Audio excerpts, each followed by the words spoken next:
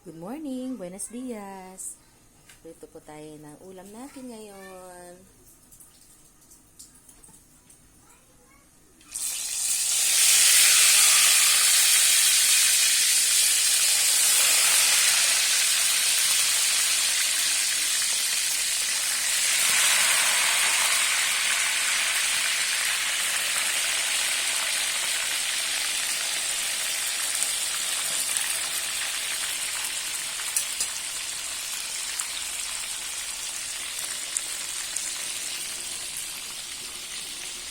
Ito para sabaw. Nilagyan ko lang siya ng chicken nor cubes para may lasa yung malunggay.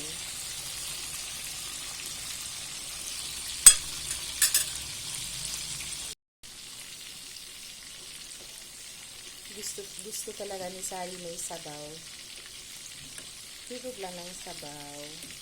Kahit sina JV at Faith, gusto talaga may sabaw. Pero ngayon wala sila dito, nasa bukid, at saka si Mamang, so kami lang dalawa, kakain ng sabaw. At ito ang isda.